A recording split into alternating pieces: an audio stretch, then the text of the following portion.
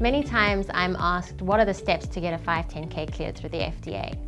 Well, there's a lot of information available on an FDA website, but I'm going to tell you a little bit about how we have learned how to communicate well with the FDA and get clearance on the first round.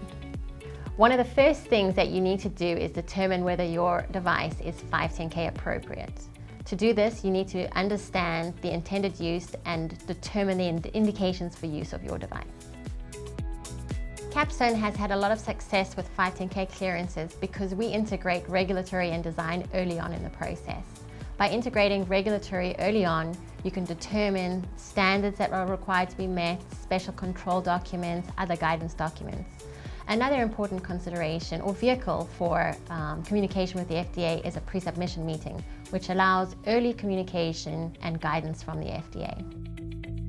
Another important part of the 510K submission is your substantial equivalence discussion. Kapstone can help you identify an appropriate predicate and to put together your substantial equivalence table.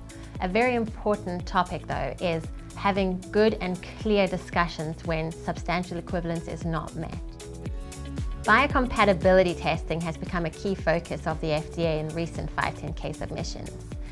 There is a recognized standard, ISO 10993, which details the biocompatibility testing that is required for medical devices.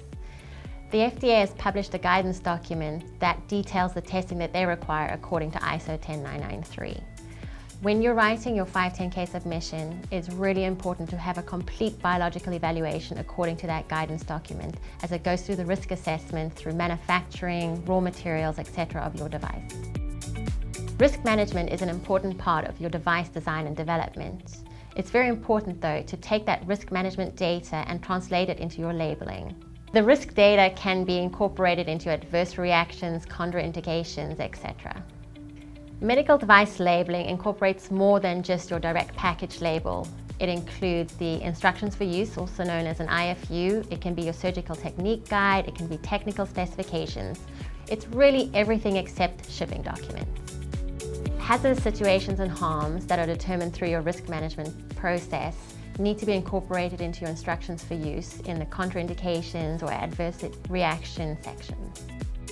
And one of the last points to consider when submitting your 510K is use the tools that the FDA provide to you.